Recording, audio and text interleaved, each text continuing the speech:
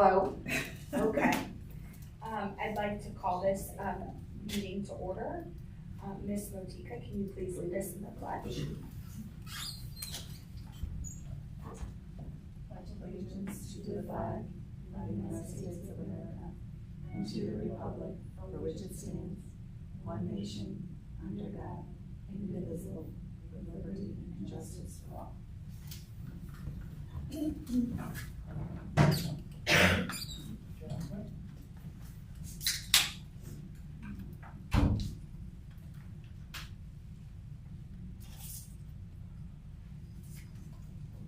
Okay, at this moment, Board, before we get started, I want to take a moment to recognize a loss to our school community.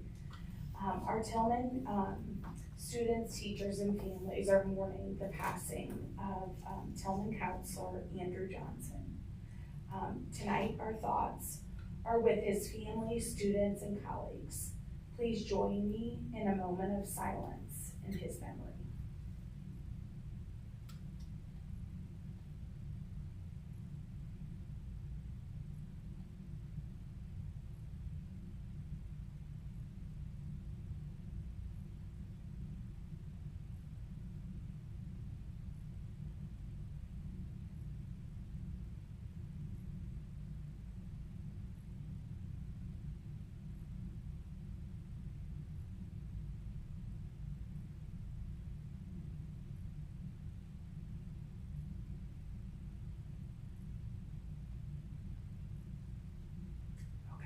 Thank you.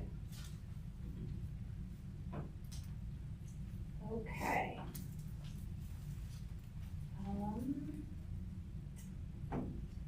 First item up is 2.01 board committees. Dr. Ulrich. All right, thank you very much, Ms. Andrews. Appreciate the opportunity to review these. As a way of review, just a reminder that when we were together last, I was asked to give an update on our board committees. In the past, historically, we have recognized 4 board-appointed committees. However, as we took a look at it, and Ms. Andrews and I met in speaking with Ms. Heidenreich, we do believe it would be best to bring 8 committees forward to the Board of Education. That's the Budget and Finance Committee, Communications, Curriculum, Wellness, the Calendar Committee, Safety and Security, the Policy Committee, as well as the Equity Task Force group. So again, just to make sure that we are kind of all on the same page, according to Board Policy BCE, the board establishes the purpose statement, terms, and the resources the board will provide, along with a date for the committee to report to the board or to the superintendent. The board policy does not define the makeup of the committee beyond board participation. It does not prescribe how members are chosen, or it does not, the policy itself does not require board approval of membership beyond the board. Our past practice for membership has been the board appointed members, of course, and then the most relevant senior leadership team member who identifies relevant personnel, including our teachers and staff, solicits parent and patron participation, along with an online form on our website for those who are interested. So what you have this evening is 1 page each, or at least 1 entry each for the 8 committees that I described. Each of them has a purpose statement, has a list of members, and also has the list of the terms, the length of terms, but I can't tell you without you making you leaf through everything. We don't have, none of them have a prescribed length of term, like 3 years and then you roll off. In fact, I think even Ms. Dietrich put on there, it's a lifetime appointment. As long as you're there, if you want to continue serving, you can continue serving. And so we have allowed that. So I'll be happy to answer any questions, Ms. Andrews. If you want me to go through each of these individually, we can do that, or I can answer questions that board members may have with regard to the work. So I'll leave it to you. Yeah. Board, I think that we'll just go through and let let you answer or let you ask questions. We'll start down here with Mr. Kavanaugh. I don't have anything right now.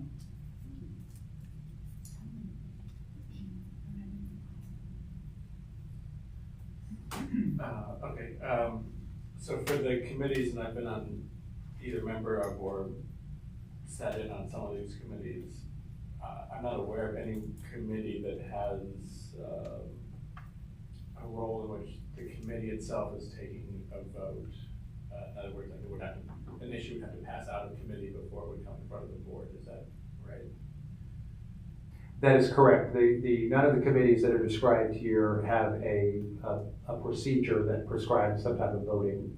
It's an advisory. All the committees are advisory committees. Okay, and then the other question would be, in terms of board approved makeup, that would be at our next meeting, would be the idea that we would approve actual names that would go for not just board members, but anyone in the community who's in those committees. That has been our past practice, has been for the board to get a slate of names, the full group. It is not required for board approval by the board policy that I described. However, it has been our past practice to bring a slate of names to the board for approval. Okay, and the board members for that committee, we would vote to put the board members officially on those committees at the next meeting. Is that right? That's the timeline, is to bring this on the 24th for that purpose, yes. Okay. Well, I have a question. It doesn't seem to be attached to my Word docs anymore. Do you guys see it, or is it just me? That's my computer, maybe. That's okay, though. I can look at it later.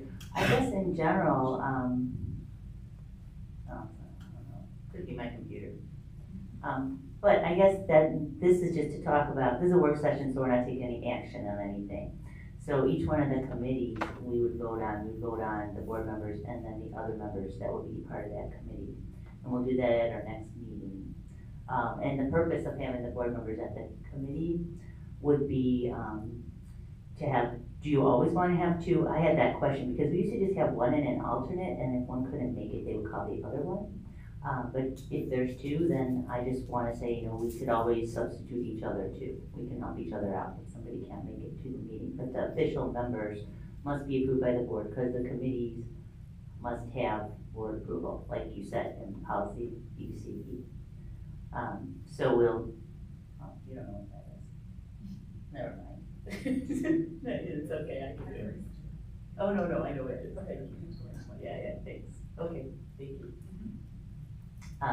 Yes, okay, so we're really not doing any action tonight, just talking. That's correct. And in terms of what, of the practice since, in my 2 years and now going on 3, has been that both board members have been invited to attend all of the meetings. In my short time here, there's never been an expectation that one attends and the other is the alternate. Our practice has been to invite both board members. Okay, that's good. And then I know that you had some other duties listed that weren't actually committees, but you said there will be only 8 coming forward. Okay, thank you. Okay, Ms. Pangborn, I just want to make sure we give you the opportunity. Yeah, thank you. I do have just a couple questions. Can you hear me? Yep, we can hear you. Okay. Perfect. Thank you.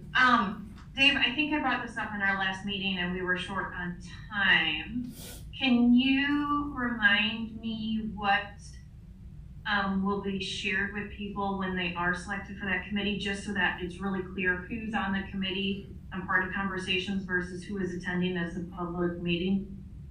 Absolutely, that's a great question, Ms. Pangborn. The answer is yes, and the protocol that we will follow with regard to these committee meetings is much like the protocols we have for a board meeting, which is we will post it, the public will be invited to attend. However, it will not be participatory beyond the committee. And so we felt the easiest way to communicate that would be the protocols that we have for board meetings is what we will follow. Okay. And will committee members then be posted on the website, not just in board docs, so that it's easy to find, people know? Yes, we will, on our committee website will be updated to reflect the members for 22-23. And then Ms. Andrews just reminded me that as part of the protocol as well, we will have sign-up sheets, and on that it will further define the role of the committee versus visitors as well. Okay, thank you. And just to kind of piggyback off that, the committees are selected by Dr. Ulrich and his team. Correct, Dr. Ulrich? Okay. Ms. Bangborn, is that, I just can't see you, so it's okay, it's okay. I'm good, thank you. Okay. I'm gonna circle back around. Easier now. Yeah, you're good, okay. I'm gonna just check in one more time to make sure.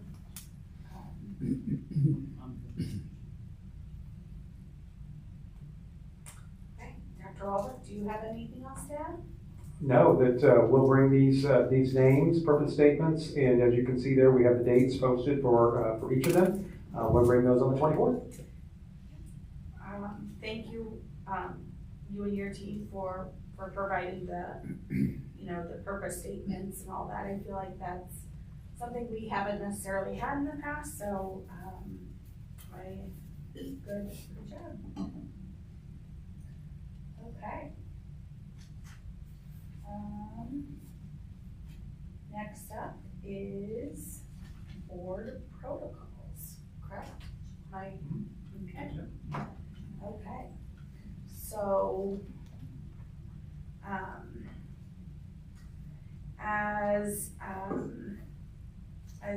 just like a little refresher, we did work with on these in the past, and today I think what we can do is each group kind of present, and then we can give feedback or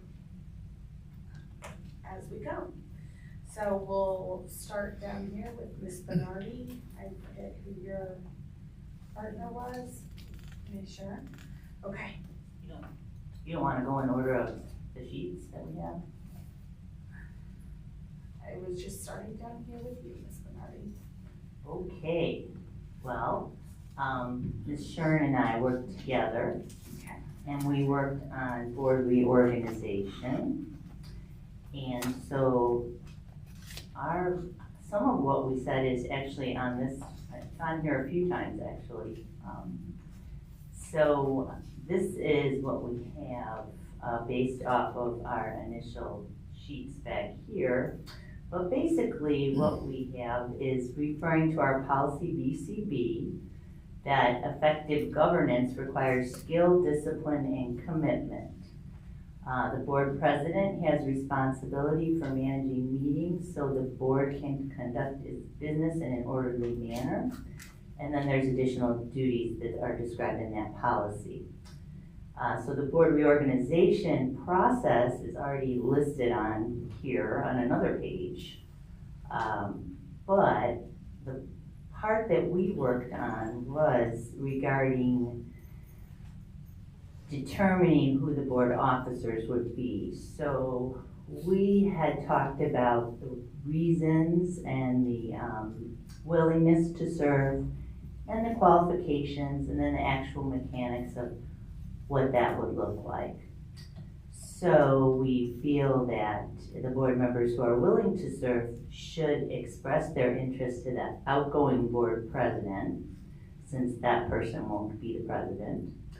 And the experience that should be considered should be professional development, specific qualifications, committee experience, MSB training, the year of their term, and leadership experience could all be considered as the board considers the succession plan. And it would be good to determine a plan for 2 years so the board members could be ready in place for the next year when it is possible. And I think Ms. Shern, would you like to add anything to that? Oh, thank you, Dave. bacon. We did it together, so if anybody has anything to add, of course, it's flexible. And stuff. Any questions? Okay, at Okay. this time, we'll take questions or suggestions or, and Ms. Heinrich, if you don't mind to kind of, try to, take notes, I'll also do that as well. Yeah. Mine is all written up here in the chart, so. Yeah. Yep. Yeah. Thanks. It's on there 4 times, I think, so. Make sure we all got it. Mhm. Did you have? I guess I'll, generally, I think it's good stuff. I'm a little uncomfortable just hearing it about the sort of bias toward a 2-year setup, since obviously most years there's gonna be a new board member from 1 year to the next, and so I think it's always tough to, I know we're not expressly binding a future board, but it's always tough to even implicitly bind a future board. Right. Oh, right up here. Yeah, I think that's definitely true. With our board turning over more often than most, that's become kind of an issue. So that's just, it would be nice, but I agree with you. It's probably not gonna happen very often. I think it's not so important who the officers are that, the board works together on that. So that's just my opinion. Okay. So Mark, are you suggesting that we scratch something? Yeah, I mean, my preference would be that we not put that in. Can you tell me where it is? Oh, it says if it is possible to determine a plan for 2 years. Okay, we'll just take it out. I'm not gonna lie, can you show me where? It's the last sentence Okay. Right here. at Okay. the bottom, so we Okay. can just take it out. The reason I put that in there was because in past years, we had made plans for people to each take turns, and they were agreeable, and we didn't have the turnover of board members. So, but, yeah, I'd say whatever you guys would like to do, these are our protocols, we can do it. Okay. I guess I'll circle back around to Mr. Kavanaugh. Wow.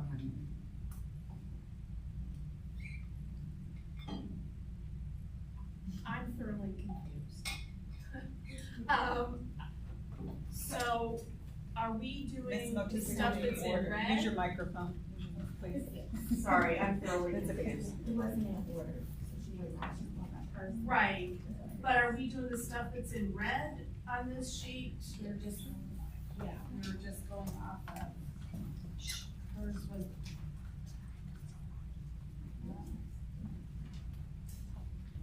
Here we go. Protocol for board. Reorg is in red. Yeah. Yeah, so that's what, I don't think the color necessarily matters. Okay, Sorry. but, okay, I think those are the ones that we're doing today, not those. The other ones aren't chosen. Okay, right? No, they put their names by them. yeah, Hey, that's Laura, is it possible you could share this with me so I can see it? Yeah, oh, yeah. The only ones we have are the ones in red. right. That's not, no, right? Well, no, because no. Okay, That's all I see. Well, there are other ones. So there are some here, in here. okay. So there must be 2 kind of locations of protocols.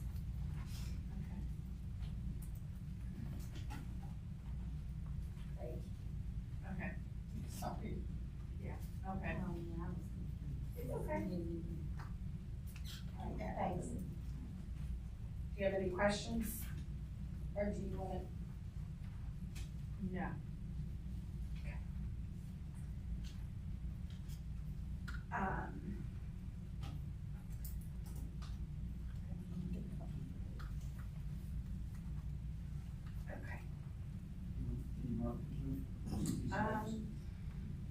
Mark's next, so. Mark? So Mark, I'm Can gonna. Oh, I'm sorry, Miss Pangborn, I forgot. Sorry. I don't have any of what you have in front of you. Can I provide comments later? Absolutely, yes. Right. And I think that, for, at any time, if there, you know, if you get home and you're thinking about this, you can provide comments and then we can, you know, work through this and then and this is supposed to be something that we, as Joe and Sean had mentioned, that we bring back every year to refresh. So I just wanted to make sure we had something that we would then be, you know, like a starting point for us, if that makes sense. But yes, to answer your question, you can provide feedback at any point. Next up, Mark and Chad. And my suggestion is, because we've got a lot here, is maybe we just do 2 at a time, stop, ask for feedback, Perfect. edits, and then go to the next 2. So Mark, Sounds great. I'll let you carry the load right now. Sure, I'll probably get tired. You can hand it off at any time. Yeah, so I think we were tasked with some meeting hygiene, so our thought process there, you all have this in front of you now, the one page? Yep. Okay. I don't necessarily want to, part of meeting hygiene, read it to you in front of you. But point 1 deals with just orderly doing the pledge at the start of the meetings, and point 2 is that the board members, at least our suggestion would be the version of the agenda that is shared with the board members include time estimates. I know we had discussed that at some point, and I don't know if there was a thought process to doing it or not doing it, but wanted to make sure there was at least a plan that even if it's not always followed, there's a plan that gets us to 2 hours.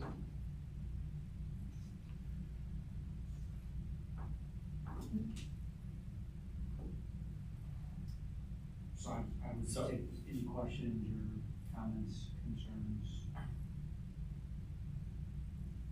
I think the important part of number 2 is, Dave, if you feel like something's gonna be more of a quick reminder, refresh, we've already covered this, that might be like, hey, that shouldn't take more than 5 or 10 minutes, but if you feel like, hey, this one's gonna warrant a lot of discussion, maybe we put an estimated, like, hey, 20 minutes, 15 minutes next to it, so we all can kind of self-police and keep ourselves on track.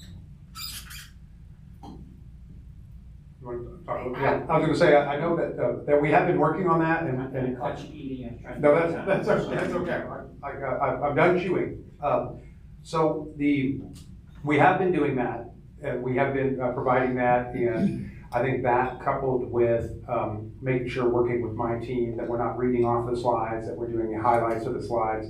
I think I've heard feedback from board members how much they appreciate that. They've seen a change in that behavior in myself and my team. We'll continue that as well. But that is something that Jean Marie and I have been working on with Ms. Heidenreich is going to make some copies for me.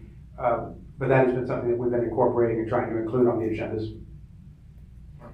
And I think that that we're putting it on board docs, correct? So it's like in the notes. Yeah, it's tucked in the notes. So maybe that we need to put it in a different location that's easier. So just to be clear, where Mark and I was coming from was not, it was more for us. When Dave, So that we follow the So- time. so that we would Okay. kind of, so when Dave sends out his Friday, he typically will sometimes explain certain things. It may make sense, like, hey, these 3 topics we think might take longer, please do your homework, we're thinking 15 minutes. We meant it more for us. Your team has already made some iteration on their own, and it is greatly appreciated. Right, and likewise, if I see you budgeted 3 minutes for a topic and I say, oh, I've got 10 questions I need answered, I know to either contact you and say that you need to squeeze some time out from somewhere else, or ask those questions ahead of time. So that's kind of the idea of that. Our next point involved, when board materials will be provided before board meetings. So Wednesday before a formal meeting and Friday before a work session is our suggestion. And I think we've done a pretty decent job trying to do that lately.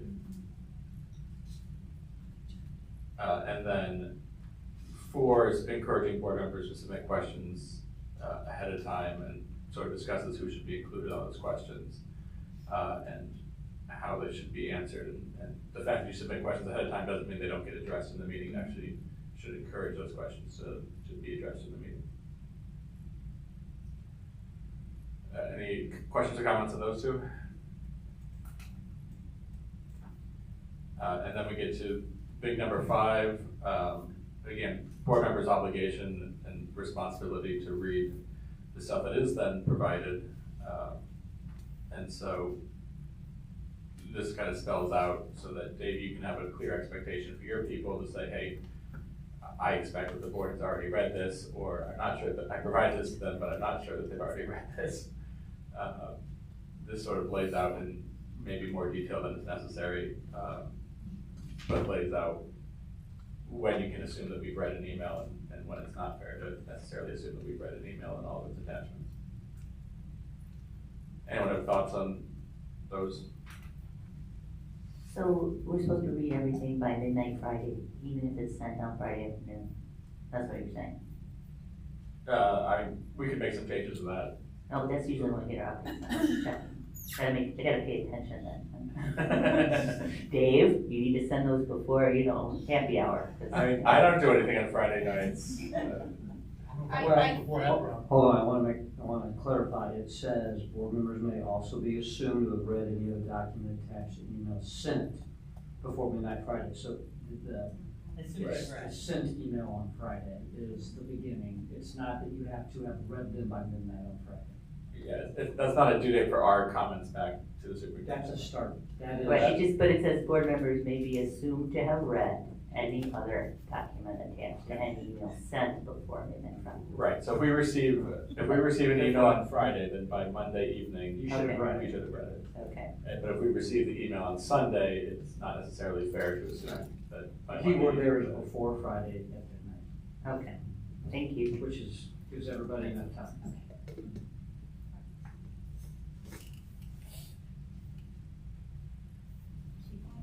Keep on rolling, Mr. Boyd. Sure, and then we can separately deal with 5B if there's any concerns on that, but that's just more guidance in terms of I'm going to say progress that we've made in the direction of not reading off PowerPoint slides.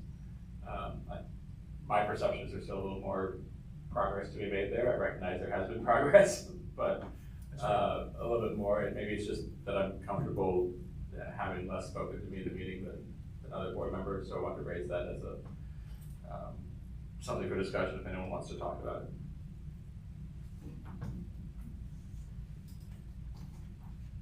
Okay, anyone? Okay. And then 6 deals with sort of gratuitous thinking. And 7,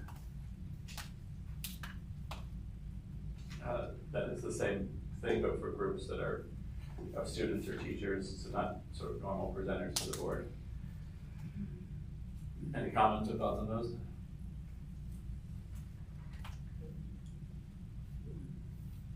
All right, and then So that means that we all don't have to say thank you. Just to be clear. Thank you. Thank you, Judy. Thank you, Dr. All. thanks, Chad. And then 8 is, again on the thank you issue. So I guess we can address that one too. Well, I do think on number 8, the important thing is always try to wait and be recognized by the chairman. I think Jean Marie does a very good job of trying to make sure everybody has a chance, but be patient, don't interrupt, don't talk over. Look at her, she'll circle around, wait for acknowledgement. So I will point out on the last sentence on 8, the idea that if it's not an action item, sort of this gives the chair some discretion to sort of not go back around if time is sensitive and other, we need to keep the meeting moving. If it's not an action item and you still want to talk, you've had your one chance, but something else triggers you, then this would give the chair, whoever's chairing the meeting, some discretion to say, you know, we got to cut it off, but you can obviously send us emails or talk about it some other time. Good. All right. I think it's good you put, you should raise all your questions at your opportunity when it's an action item. So that's good. And then 9 is just, I think, restating what's already in our policy of a 2-hour meeting with one extension of up to 30 minutes.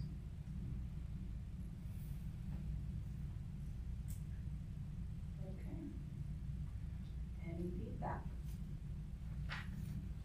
And then I wasn't sure if we were supposed to deal with public comments or not. It wasn't really clear to me from. We have a policy on it.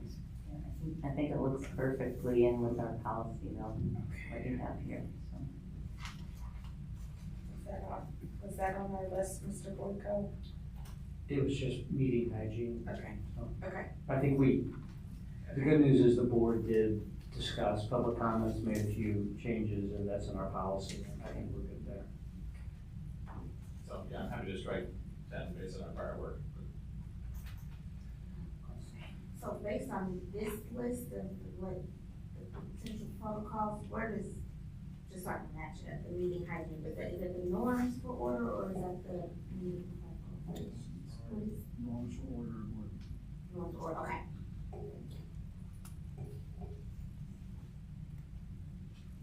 Okay. So, Mr. Boyko, we're keeping 10 unless we hear otherwise. It's basically our policy. Yeah, if we've already done the policy work on it, then Okay. I don't see a need to include 10. We could reference the existing policy. Strike 10. Sure. Any other feedback for Boyko and Kavanaugh? Okay. Thank you for your work on this. Thanks. Let's see. Next up is,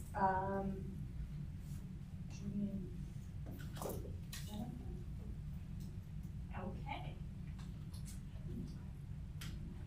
Did you know? Okay.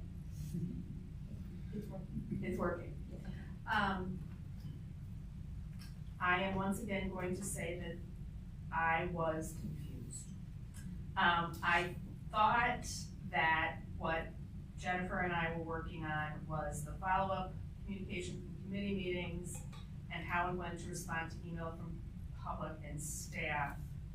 I see we've also got getting on the agenda, which was already on here, and I think it looks fabulous.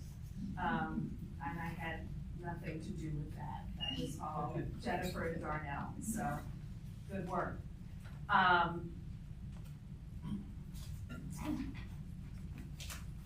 Our notes are much shorter. Okay, for committee meeting follow-up, we felt that when a board member goes to a committee meeting, it would be helpful to, so that we're all in the know, send the board a short email summarizing the meeting and include any pertinent info, next steps, etc. It doesn't need to be more detailed than that unless you all think it does. Any questions?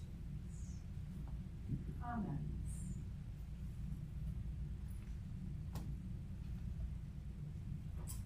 And then for public emails, obviously, if the email is to the entire board, the president will respond.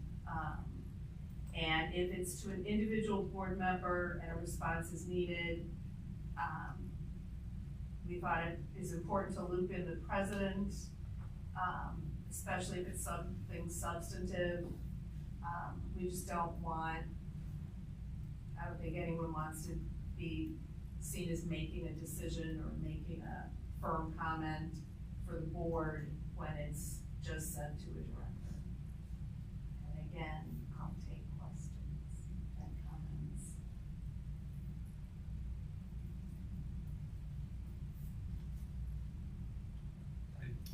So I guess my one hesitation I'm just not clear on, on the circumstances. If a member of the community were to email me and say,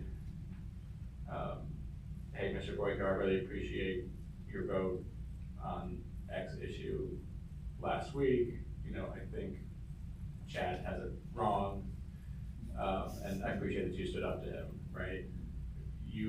Is the expectation then that if frankly, I don't usually respond to those emails, but if I did respond, is your expectation that I would be CCing then Jean Marie in my response to that community member? I don't know. I'm sorry, I am not prepared in this way. It seems that there's gonna be a fine line, and you all know more than I do, because you've been dealing with this longer. I think if it's, somebody just says, hey, thanks for doing that, you can either not respond or say, cool beans. But it seems if it's something substantive, board-wise or district-wise, that we need to loop in more people. Sure, so I guess the distinction might be, or an example might be if someone says, hey, when do I sign up my kid for kindergarten at Kaiser? If I'm gonna respond to that email, which, again, I'd probably just forward that to the administration, but if I was going to respond with what I thought the date was, I should make sure the board president and probably the administration are aware of that, so that they can correct me if I'm wrong, or at least know that that question's been asked. Which makes a lot of sense to me.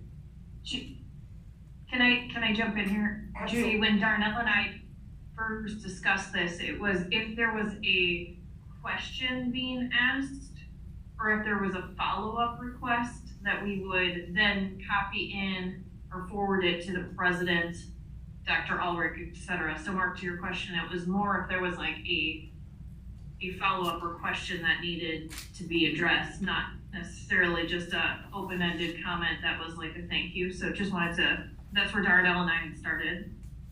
Okay, yeah, obviously a district question, but yeah, that makes sense. And I just want to add too, thanks Judy for putting this together, that I think sometimes it takes a little bit of analysis if it's just an acknowledgement, like they say something like Mark said, positive or negative, thank you for your email, appreciate your concerns.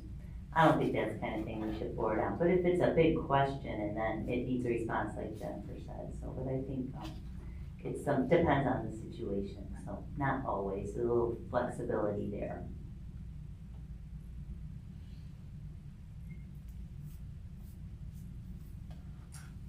Anyone else?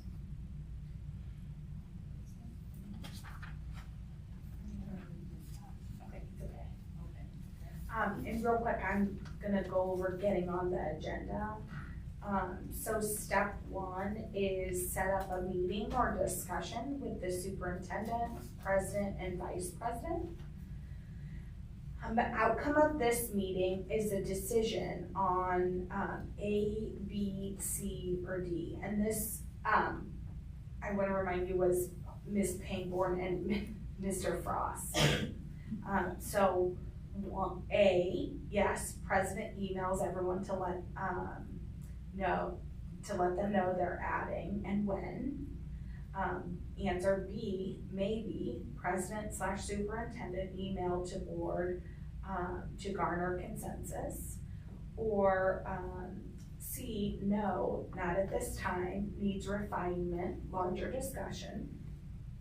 And D, no, president/superintendent email board to let know topic requested and why it was a no. Don't need to say who. So at this time, board, any thoughts on that one? Miss, sure.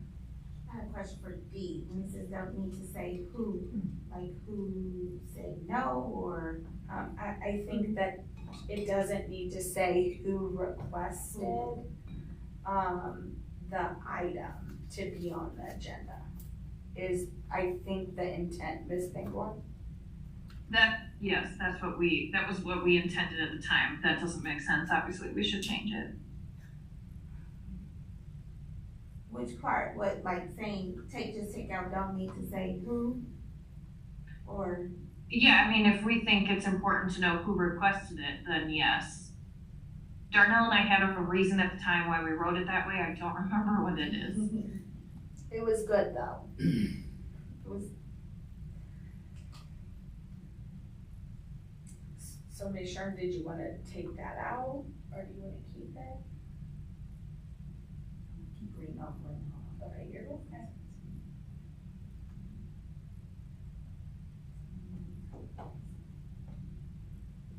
Yeah, I think we can just take that out. I don't know what other guys think. Everyone okay with removing it? Okay, seeing nothing, we'll strike it. Okay. Let's see. I think it's us, Dr. Alden. No, I'm sorry, I do have a question. Oh, sorry.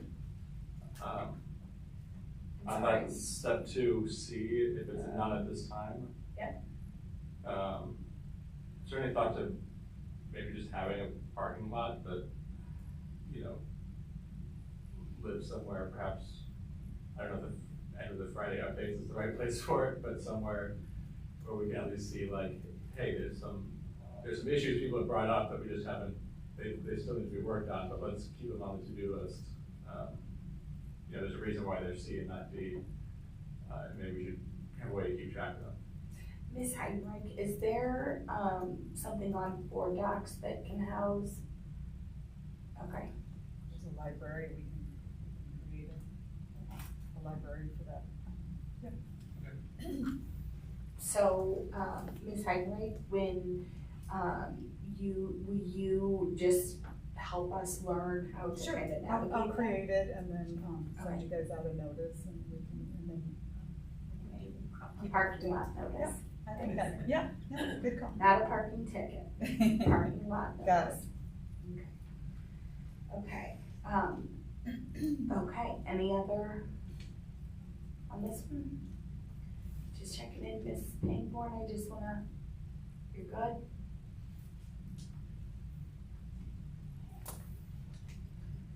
Okay.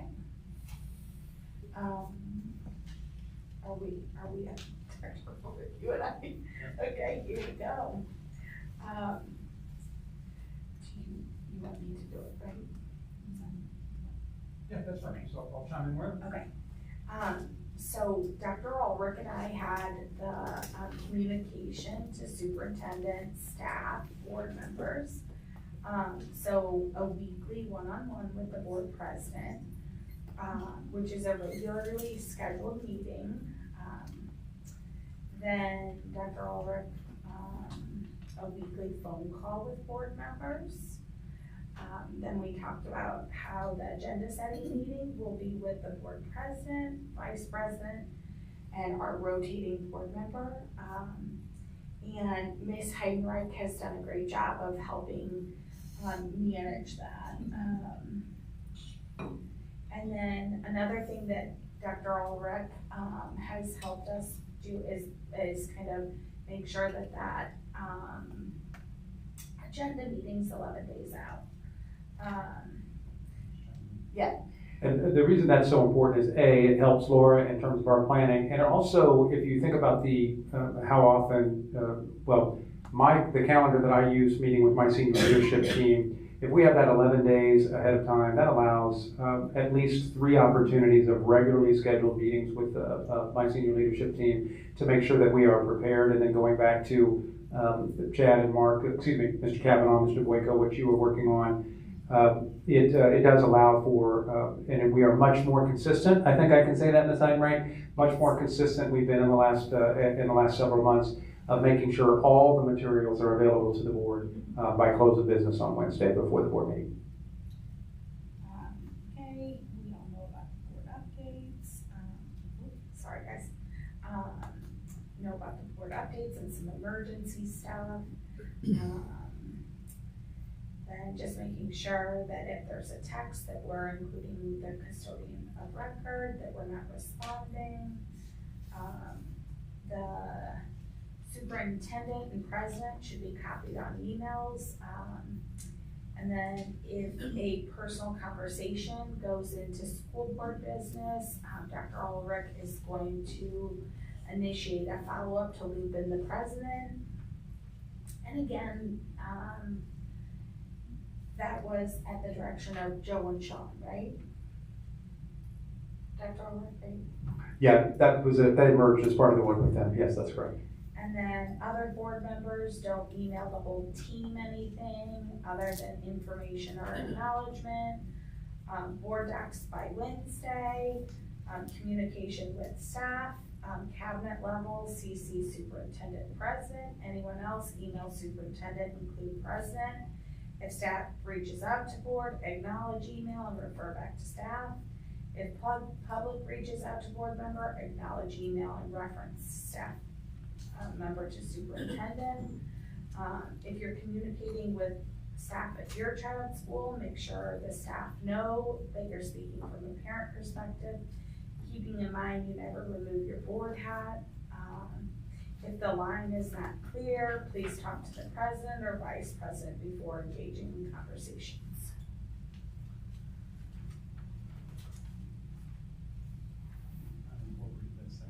Oh, sorry. What did I do? Yeah, we kind of. Oh, yeah, we kind of mashed them together. Oh, sorry. Okay. Okay. Any feedback?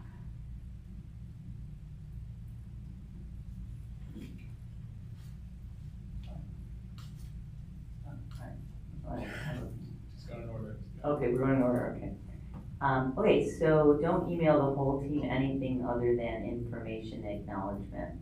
So that means if we do want to send a report out or share some information, we can send it out to the whole board. That is included in that. And I think what you're referring to is then to respond to all, because then it becomes a meeting.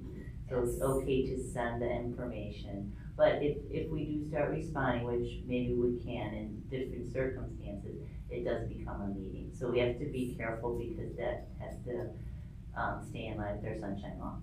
So, but it is okay to send reports, information for all board members at the same time to each other. Okay, just don't respond. Conversely, it is okay to respond to my selfies with the superintendent with a thumbs up and a little heart emoji. I love those. That gives me a little dose of good feelings when I know you guys are seeing those. But you know, those types of things are obviously fine and okay. But we really want to be careful on the reply all on some of the others that might include that could begin to look like board business.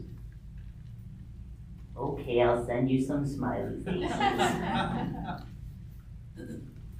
Any other thoughts? I just want, oh, Sorry.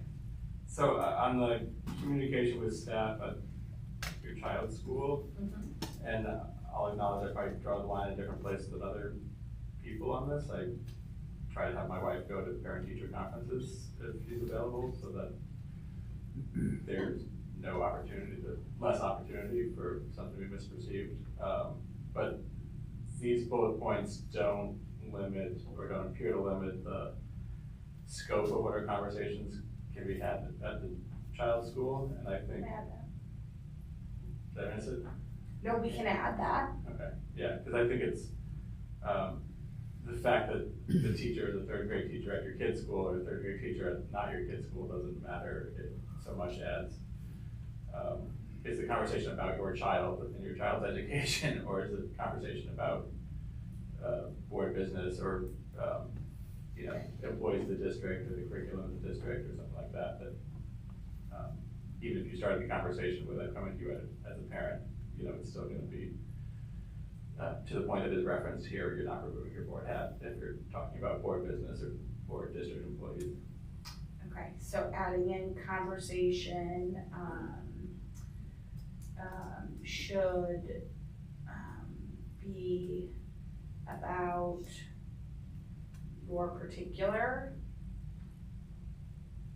Yeah, I mean, my personal place would be, I think it's totally fine for us to say, is my son Johnny doing well in history, right? It's another thing to say, teacher, are you satisfied with the curriculum? No, I get putting it, together the yeah. history curriculum. Absolutely. So just, does that encompass what you're suggesting? Yeah, could you read what? So conversation should be about your particular child and their needs or something like that. Yeah, and I would add, board members should refrain from discussing board policies or district employees. Refrain from I should say board policies, board business, or district employees. board business.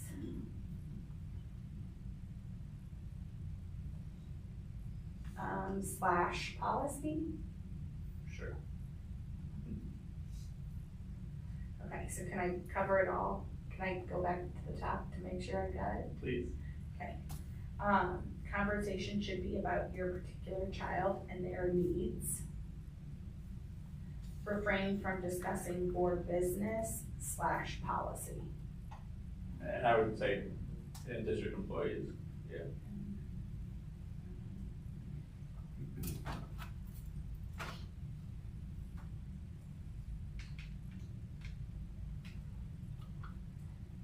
Okay.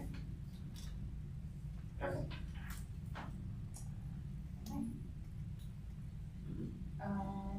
Any other feedback, Ms. Bingborn? I just wanna make sure I'm deliberately checking in with you and kind of see you. Yeah, I'll review it, Yeah. and send any comments. Okay, It'll be thanks. easier. Okay. Go ahead. The only other thing I would add, we kind of weaved in the second one there on your cover sheet with the communication and no gotchas at the board meeting. There's a couple of things I want to reinforce each time we have the opportunity to do so. One, I always appreciate you reaching out. Don't assume that I know something. And so if you want to shoot me a quick text or just pick up the phone and call me and say, hey, Dave, are you aware of this? Or don't assume that I know. And then any other opportunity when we talk about communication in the board, I do want to make sure I always reinforce, if you have a question ahead of time that we will prepare for, we will work to incorporate it into the presentation, but at the same time, I always encourage, go ahead and ask the question publicly. It just gives us the opportunity to be prepared. And game day, our board member meetings go just a little bit better, a little bit more organized if we have that opportunity. So that's the only two things I wanted to highlight. Okay, so let me just make sure I got them. Don't assume Dave knows.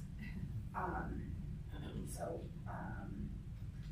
always reach out. Sorry.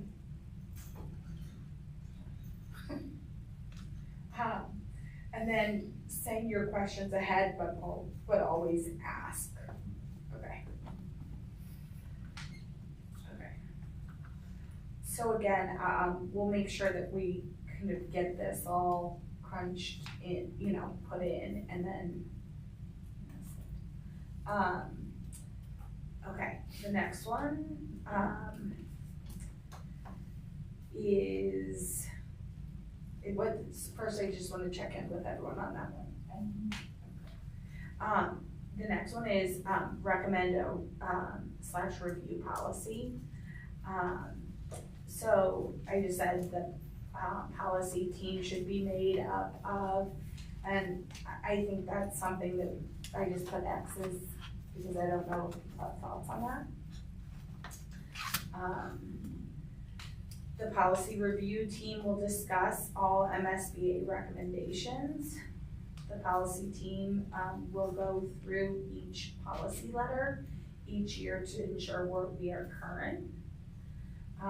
Asking for our policy to be reviewed. If a board member has a new policy or a proposed change to a policy, they ask for it to be reviewed by the policy review. The board member may be asked to attend that policy meeting to share their thoughts. once the policy review committee meets, they can let the board member know.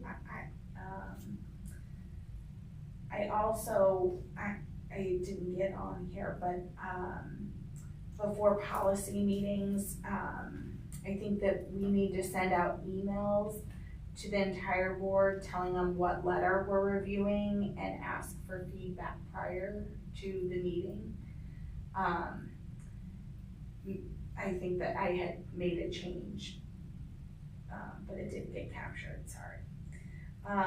And then I just said the next steps could include the following. This is not something that we feel we want to work on at this time, and here's why.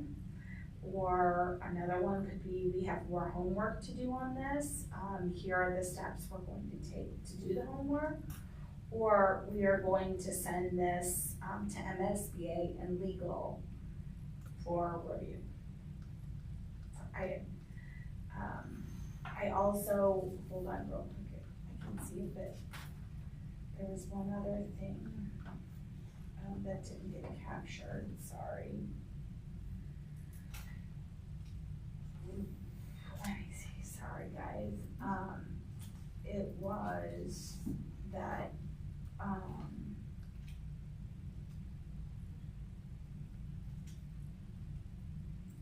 Ms. Hybrid, can you pull up that link by any chance, quicker than me maybe? Sorry. So, Jean Marie, while we're doing that, can I ask a question? Yeah. So, relative to what you're discussing right now, so does everything funnel at the beginning through the policy review committee?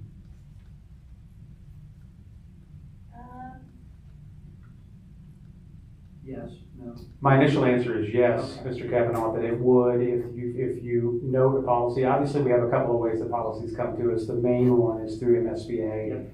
When we have generally at the close of the legislative session, after laws get signed, those types of things. But throughout the year, we'll get the MSBA will send us that. So that's the first how they get on our radar. The second is, as we go through and kind of do the audit, we're just literally going through every letter and going down and making sure that we have the most up to date. Now, these potential protocols that we have in front of us would be a situation where you as a board member, if you said, hey, I have some concerns about a policy, or I want to make sure we take a look at a policy, then yes, the process would be to get it on our radar, the board president's radar, let Laura know, and we'll include it in our next policy meeting. And the policy committee is Ms. Andrews, Ms. Bernardi, you, and Laura. Is that correct? That's correct. But I don't think that it has to be that, right? Well, yeah, go ahead. No, I'm sorry. That's currently the group that we pulled together to make to have those conversations. I was going to say make decisions. We don't make decisions. We take a look at the policy and then make the determination as to bring them to the board. So yes, correct. And in fact, it is included in your packet on your committees. The policy committee is included in there, and it does include Ms. Andrews and Ms. Bernardi. The one observation that I would note is, or something to consider, does it make sense to look at the structure of that committee? Because it seems to me that anytime you talk about a policy, it could affect any different group within our district. So for example, does that committee need to be expanded a little bit to have somebody from the cabinet on, and or a building leader? Nothing against. Yeah, I think I'm that's. sorry, I'm not done yet. Oh, I was just gonna say yes. It seems to me it's just odd that it's 2 board members and the superintendent. So that's just my observation. Are you finished talking? Yes, okay, good. Dr. Oliver. I'll let somebody. Yeah, okay, I just want to say that we started this policy committee to review the policy. In addition to, we pay for policy service, so everything comes from MSBA first. And when we look at them, we sort them out in piles and we give them to Dave, and then he gives them to the appropriate people at the district. that you're absolutely right, that need to review them and make sure, because Dave can't do everything, so he just is the handler of the information. So sometimes it goes to all his staff members. So that's all that, you know, it's more than just a few people that are there. But I think that you're right, it could be expanded to add more people. Some food for thought. Yeah, and just to reinforce what Ms. Bernardi said, that is correct. Before they come to the policy committee, they will have been reviewed. I mean, Mike Romay is the D, as in dog policy. He knows that. I just hand it over to him, and he takes that and takes a look at it. And so it does not get to Ms. Bernardi or Ms. Andrews before it has gone through. Again, anything in the J policies you might imagine goes to Dr. Bailey. And then so on down the line. And then if we do need to go so far as to get input from our principals, we do that as well. But certainly would, you know, in terms of the policy committee itself, that's something the Board of Education could ask for us to go back and take a look at if we feel like we need to have more people around the table. And I just want to add one more point about that, was that we were kind of in a dark, deep hole of policy updates when we started, but thanks to Laura, she has really done an amazing job of getting everything up to speed, and now we're at the point where we can actually talk about policies that board members might want to review or change because we're up to date. But first we have to be in compliance with the law, and then we have to make sure everything goes through MSBA. So it's not an easy process, it's a long process, it takes a lot of time, and she really, I can't see her, she's around the corner, but great job, shout out to Laura over there. Mr. Boyko? Yeah, so, and recognizing that most policies come through MSBA in our service, but when I look at asking for a policy to be reviewed, and I might just use a hypothetical here, don't view this as a policy proposal I'm making, but I know that for elections, we can do it, your ballot order is determined by who's first at the door, or you can do it by, if you sign up on the first day, it's a random number that assigns your ballot order. Okay? MSBA has two different policies. The law allows either one of those to be done. Okay, and if I'm a board member and I decide I'm up for re-election, I kind of like to sleep in. Maybe I'll take my chances with a random number draw, right? So I wanted to bring forward changing that policy. The way that this is worded makes me think, okay, first step is go to the policy review committee. That makes a lot of sense to me. But then the policy review committee, which we've established as just an advisory body, lets the board member know what the next steps are and can include like, hey, more work needs to go into this, or we're gonna, you know, essentially kill this, or we're going to send it to MSBA and legal, right? And the problem is, if I say, well, I know these two board members want that, but there's other board members who should have the chance to weigh in. There's not a mechanism that I see here as a board member who's not on the policy committee where I can say, thank you for the advice policy committee, but let's send it to MSBA and legal so that the board can consider it. Mark, I have that, it just didn't get included, so can I read it to everyone? A board member can ask the president to put a policy on the, can you hear me? Yes. Okay, on the agenda if they want to discuss it with the entire board. They would follow the process to place something on the agenda. So that's not on there because it got grabbed before that got added. Okay, and I appreciate that. I guess part of my thinking on this specific issue is, I'm thinking if that policy then comes in front of the board, kind of not with the policy committee's endorsement, the other board members would rightly say, well, has it gone to legal, has it gone to MSBA? Okay. Well, right. and so I'd like to have it, and I don't know exactly what the right answer is, but it seems kind of backwards for the policy review committee that's just an advisory body to sort of be able to prevent a board member from getting MSBA or legal to do the diligence that we would need to have a board discussion. Okay, so maybe if what I'm hearing then that, so on this, we could say, you know, if a board member wants to present a policy, they can ask the president to send it to legal and MSBA. Well, I think. Is that what you're saying, Mark? So I would make it, I think I would say. Can you write, okay, I'll Once write it. the second hollow bullet point there, once the policy review committee met, Once. then the board member proposing the new policy or policy change can, Okay, hold you on. know, ask for time to amend it or. Well, I think anybody should have the opportunity to. Sorry, say it one more time so I can get it, Mark. So once policy committee, board member. The board member can, and then you do the number of steps, they can either, decide that, you know, they want to do additional homework on it, or make modifications, or that they want to send it to MSBA legal and, to get it ready for board review. Okay. Okay, I just wanna say, that before we send it to MSBA and legal, I think everybody should have a right to put any policy they want up for review or change, but the board has to be in agreement, right? So if the board is in agreement, then we can send it to policy, to MSBA or legal. Okay. So however, you probably wanna write it up, Mark, you're good at writing policy up, but I think that, as long as, if somebody wants to talk about a policy and they wanna make a change, then we could put it on the board agenda for the board to discuss, whatever that policy may be. And they should come to the policy meeting or, you know, say they wanna put it on the agenda and talk about it, like we have done. We did that with the secretary policy, remember?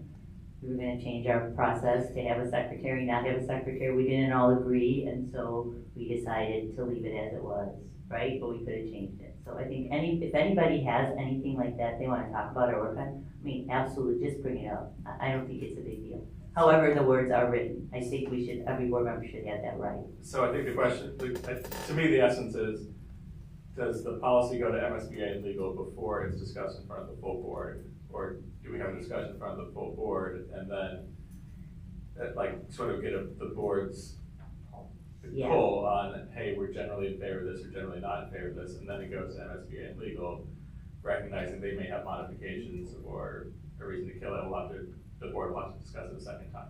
Right, yeah, I think just based on what we've done in the past, and, you know, correct me if they have a different experience, that you send it last to MSBA and legal.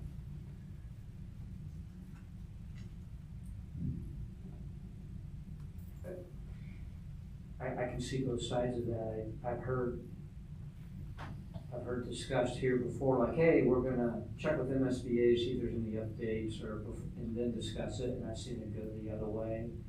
So I don't know if that might be a parking lot issue, the flow and the process, but I've seen it both ways, and I don't know if we're really following a consistent way.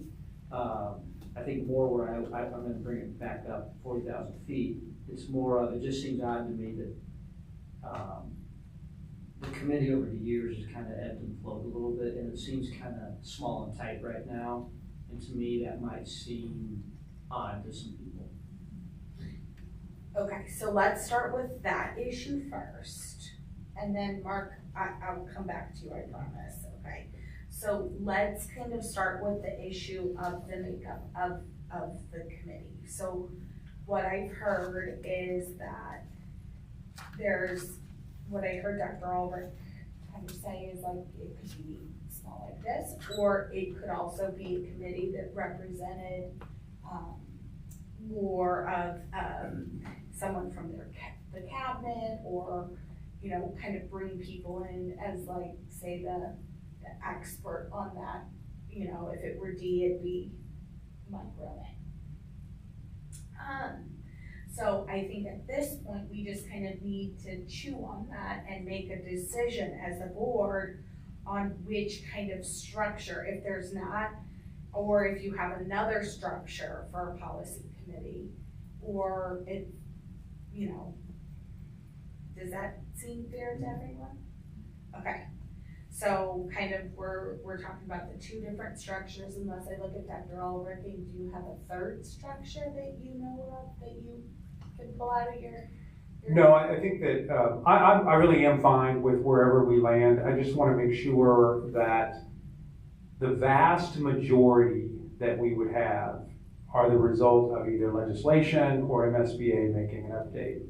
And so the only thing I would caution is to make sure that we don't encumber folks' time unless it is necessary. So that if wherever we land with it's board policy, this is the board's purview. So wherever we land with the structure, I would just want the flexibility to be able to say, 48 hours, 72 hours ahead of the meeting to say, hey, Mike, you don't need to come, or Dana Liberton, you don't need, and I know you're on the policy committee, you don't need to come. I don't know if Dr. Liberton's watching, you haven't just been nominated for the policy committee, Dr. Liberton. But that's just an example. I think you were talking about maybe even building level representation on that type of thing. So that's the only thing in terms of the board's discernment that I would ask for, is for a little flexibility in that regard. Okay. And I just So then, just real quick, that it would be the, tight group, or it would be, like a bigger group with flexibility. Ms. Bernardi. Yeah, I don't believe we had a policy committee before Dr. Ulrich came. I don't recall ever having one. He kind of brought us together because we had to review so many. So thank you for doing that, whoever it is. But I just want to say there are two ways to review policy. And they're both ways that, the first way is the law, the MSBA, and it comes to us. And that's why we pay for the policy service. And then the other way is to come from within the board. So whatever board members want to bring it up. So those are the two ways. So the ones from MSBA are easy, and the policy committee just shuffles the paperwork and brings it to the board. We don't have any choice on those. But the ones we have a choice on are the ones that come from within. And those can come from anywhere and anyone, so. Okay, so, board, I'm sorry, submission. So, this is just up for discussion. Do you guys think we need to let, and not for permission, but just let fellow board members know that you're thinking about bringing a policy, or you want to bring a policy? Not asking for permission or not, but just let us know that that's a, suggestion of yours or request. Ms. Shern, I hope you don't mind if I piggyback on that. You know that one of the things that I have recently added to my communication is board member inquiries. Would that be an appropriate place to indicate to the board that I've had an inquiry about a specific policy?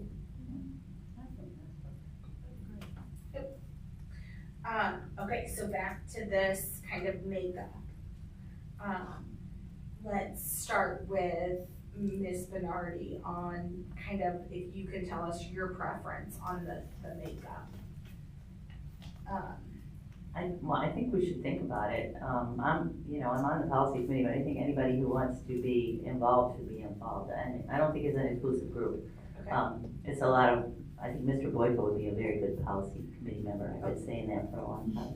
Because he does policy in his work. You can volunteer. I can volunteer you if I want to. But I mean, whoever's most interested, and then if we want, I think we should leave it to Dr. Ulrich because he has done the major part of the work of dispersing the policy to where it belongs. So, there are a few people that want to be involved in all policies, just the ones that are from their department. And they're probably most suited to review the ones that apply to them. Like Mr. Rome has to do the D policies because we have to be in compliance with the law and he knows the finance. So, there's really no question. And most of the work is given to us from MSBA. So we really don't have much to do except for the interesting things that board members should bring up. And I think by putting them in the weekly report, if you have a policy, send it to Dr. Ulrich and he can disperse it as it should be. Okay, so you are in favor of kind of bringing more voices, is what I'm hearing then. I don't think we need to decide today, but. Okay, Mr. Boyko.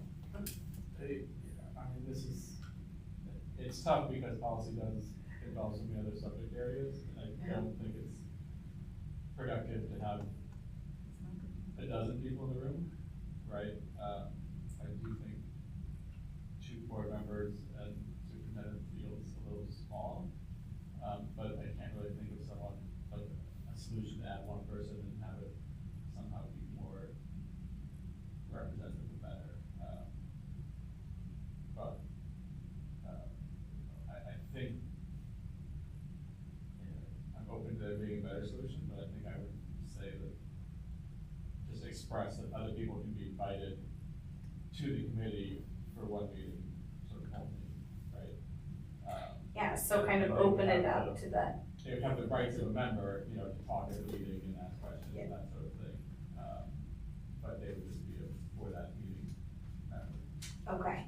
So you're saying board members could be, It could be board, yeah, Okay. I'm saying, I would say that any member of the policy committee can invite,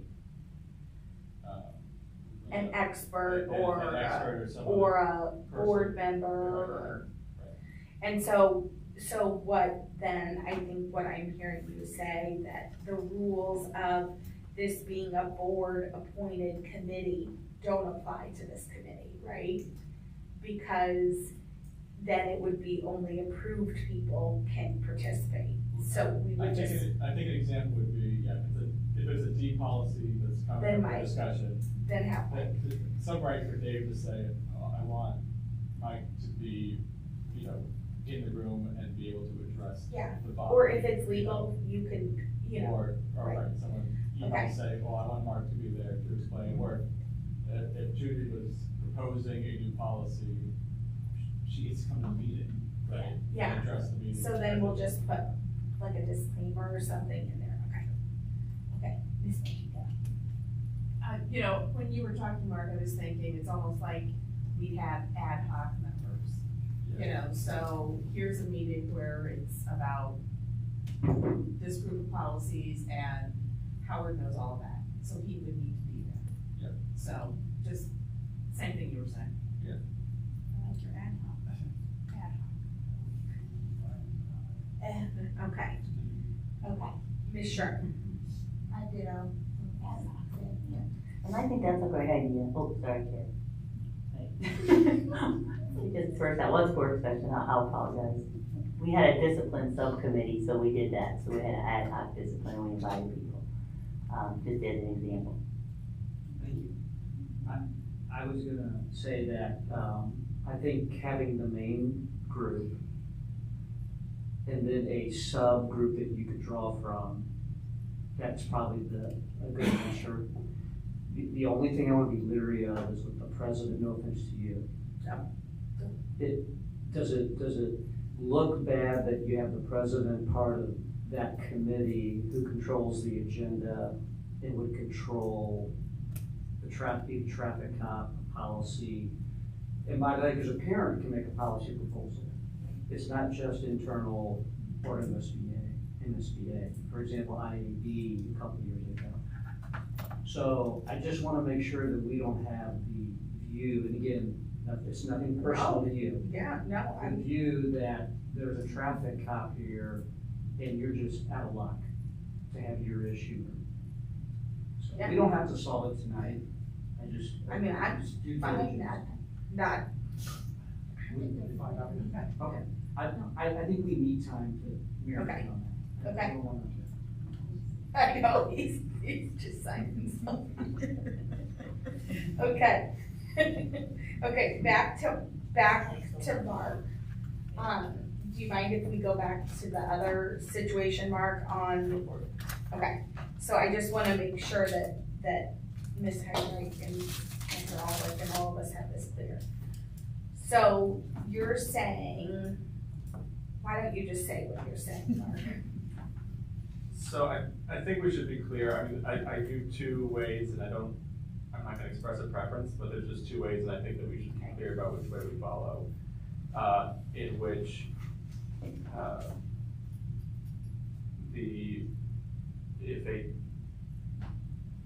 if someone is proposing a policy to the policy committee isn't really on board with it, but they're just an advisory, so it's gonna come up to the board.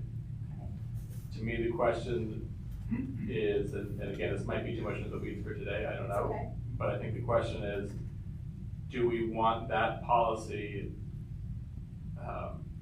let's say I'm proposing the policy and the policy committee said, well, here's reasons A, B, and C why we don't wanna pursue it, and I say, well, I think I wanna bring it up to the board meeting anyway. Is that the time that it goes to MSBA and legal, so that when the board considers the policy for the first time, it's already been vetted by MSBA and legal? Or does it go in front of the board once and we kind of have a, what do people feel about this? We're not asking you to vote for sure because it hasn't gone to MSBA and legal, but should we send it there? And then, it's a 1 month delay in the process, but it means we're bugging MSBA and legal less frequently. So it's essentially, should it go to MSBA and legal before it gets put on the agenda or not? Correct? Correct. So let's now go and kind of share our, actually, if, Mark, do you have a preference on which way that is? Which way it should go? I mean, not a strong preference, I think. If I had to flip a coin, I would say that we should have it go to MSBA and legal before it comes onto our agenda, so that we're not sort of spinning our wheels on something. They may have a very good reason for why the policy, isn't there or shouldn't be accepted. Okay, so if you are okay with Mark's proposal of it going to MSBA prior to it going in front of the board, if you're not okay with that, now would be the time to kind of speak up. And then Mark, you're gonna have to help me get this all written. Well, I think the Chad's one. on the policy committee now, so. Everybody's on the policy committee. I think the one challenge is sending these to MSBA is if the board doesn't agree on it. I mean, it depends. So it depends what it is. I mean, if it's ready to go and send. But if the board is not in agreement and we send it, and then we're gonna vote no anyway, we wasted everybody's time. So I think the broad strokes must be agreed upon before it is sent. So that's kind of just my feelings about it. Okay. Does anyone else have thoughts on that? So if you're not speaking up, you're in agreement with Mr. Boyko's send to MSBA prior. But if it's done prior, there's a possibility that I'll have to go back again, right? If it may. Yes. Yeah. So, Sorry. Yeah. So like if it goes to MSBA prior, then if it comes back to us, if anything has changed, correct me if I'm wrong, it goes back to MSBA and legal. That's correct. We always make sure we run it back through that written cycle. That's correct. So what's on kind of the discussion right now is trying to discern if the board member can send it, or if we should send it to MSBA and legal prior to the board discussing it. Yeah.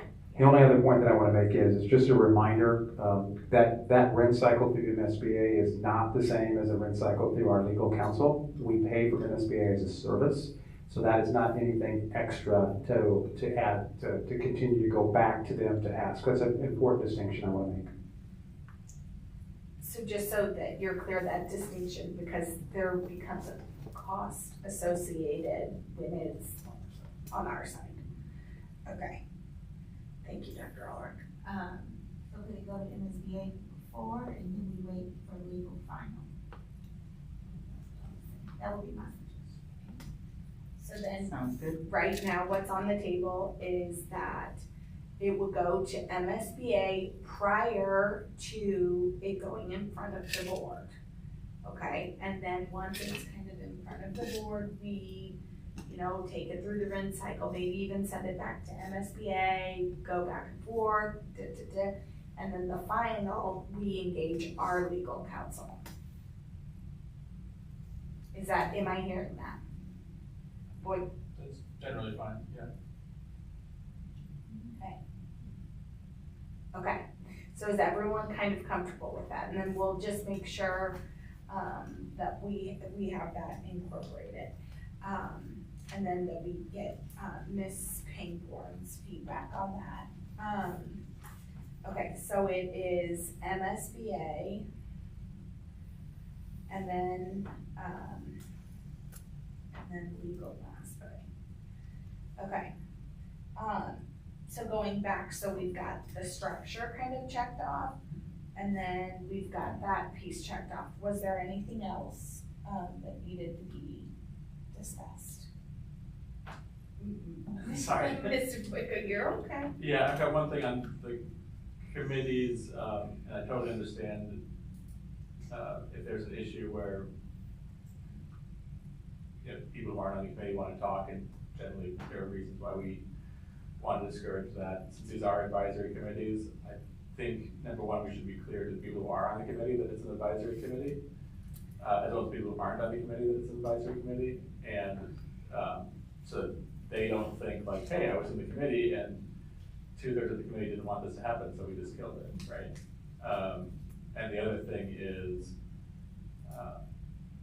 I understand to run an efficient meeting, you need to control who can speak at the meeting, but I would encourage our committees to accept email submissions from other interested parties. Since it is advisory in nature, the more people providing their advice, the better the end product could probably be. Okay, so that probably needs to, that goes back to the committee discussion. Can we go back there? Can we? Okay, so, sorry to put it in neutral, but here we go, and then reverse. So if we can go back then to the committee work, and so what Mr. Boyko is saying is that we would need, like, are you envisioning like a way that it's on our website that someone could submit to the, is that what you're referring to? Well, I mean, a for example would be, let's say we're discussing a piece of the curriculum that has a community interested, right? And there's gonna be a curriculum committee meeting to discuss it. There's more people who want to attend who aren't members of the committee. And we've talked about making it available through the app and other sources so that they know that the meeting's going on. But then you don't necessarily want 50 voices disrupting the work of the committee. But since the committee's advisory in nature, I think it would be good practice to say, if you are not a member of the committee, you can't speak at this meeting. However, you know, this is Brian Painter's meeting or Michael May's meeting. If you email them with any comments you have, you're welcome to do so, right? Like obviously they are welcome to do so, but I would encourage us to extend that invitation so that people don't feel that the makeup of the committee is determining the outcome. Yeah, and I think that, and I think Ms. Andrews, you know exactly where I'm going here, is that's a perfect use for Let's Talk. We could set up a channel, quote unquote, for each of the 8 committees, and then as part of the protocols that we set up and communicate, we could literally just add a link, you know, to which committees, and if you want to provide input, we could absolutely do that. Okay, there was more to your, so that was one piece, but there was also another piece. Well, I mean, so I don't want to be like camouflage what I'm saying. I think that what I don't want is for the community to say the outcome of a particular issue was determined by who ended up becoming a member of an advisory committee. And so I think that stressing that the committees are advisory in nature, so the fact that your side doesn't have a majority on the committee doesn't actually change the outcome, is important. And I think the fact that we're soliciting advice from everyone, even if to run an efficient meeting, we can't solicit, you know, audible feedback from everybody, is another step to take that assures the community that the membership of the committee is not driving the outcome. Okay, say that again, Michelle, I didn't. Or I was saying feels hurt, I was just. Yeah. So, are you suggesting like maybe the person running the committee then kind of say this at the beginning of the meeting, and that they then direct them to anyone who, you know, is not part of the committee, direct them to kind of that avenue, correct? Yeah, right, exactly. Okay. If you're starting a meeting that you know this committee usually gets 5 people, and there's 50 people here, most aren't members. Yeah. This would be a smart opportunity to say, hey, by the way, remember only members can talk in the meeting, so that we can run. So that there's not confusion. But we are soliciting feedback, because this is just an advisory committee, and if you want to provide your feedback, here's ways to do it. Okay, that's great. Great. And then also, it just sparked one of the things that I know we have discussed is, you had said, Sites, that at any time, if one of your, one of the individuals on your team, you know, is seeing that a committee is not balanced, that they can always, you know, seek to get balance by bringing names forward, because they don't always know who's attending. So, okay. Anything else, guys? Dr. Ulrich started with the policy for committees. It's BCE, and in that it states the powers of the committee, and it says that the authority rests with the board, that the committee can just recommend, and you know, you can read the actual words. But so I think it's good to maybe put that with our committee meetings as well. So we do want input from everybody, but the decision rests with the board, and that's who has the power to approve all the policies. Okay, and I just want to remind everyone that Ms. Heinrich and Dr. Ulrich are making sure that these meetings are being posted and are being following help me, Dr. Ulrich. Sunshine law. Transparency. We'll have you know, to kind of go off of what Ms. Motika was saying, we'll also have notes taken, correct, Ms. Heinrich and Dr. Ulrich? And so that'll be something else that board members maybe could receive. So, okay, so just to kind of wrap this up, is there more? The only one that I have that I haven't checked off, Ms. Andrews, is for talking to the media. And I'll channel my inner Steph Dietrich when I say don't. Just kidding. We do have a set protocol. I want to make sure that we cover that. That if you individually, if you are contacted by a member of the media, please alert the board president, myself, and Ms. Dietrich at the same time. All of our local media and regional media knows to go through our chief communications officer. However, they are quite cagey, and sometimes will make an attempt to reach out. The biggest reason for that, obviously, is we want a unified voice from the school district, and we want to make sure that we have all of our ducks in a row, and that we are on point and on our message with regard to communicating as a school district. Okay.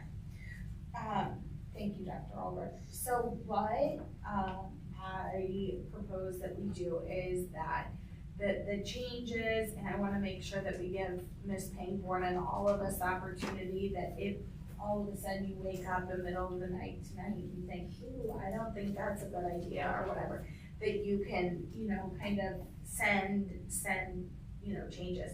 But then we'll, after, if those changes are made, we'll make sure that those are kind of denoted by a color. But after that, we will put these all together to make a complete set of board norms that then, you know, the goal is then to be able to kind of obviously use them, but then also reference them and get into a good pattern and a good flow to review them once a year, or once a year, or if needed, more. I just want to make sure I add that this was something that you also wanted to cover as part of our prospective board member workshop that we set up in January and February for our folks that are running for the board. Yeah. We would cover these protocols with them as well. Yeah. So it's good timing to kind of get them going. So I appreciate everyone's work. Does that feel good to everyone, or are there thoughts on that?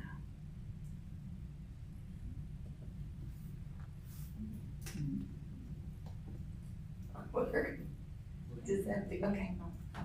Say that again? I know, okay, there we go. hold on guys, sorry, I'm getting myself out. Okay, so I,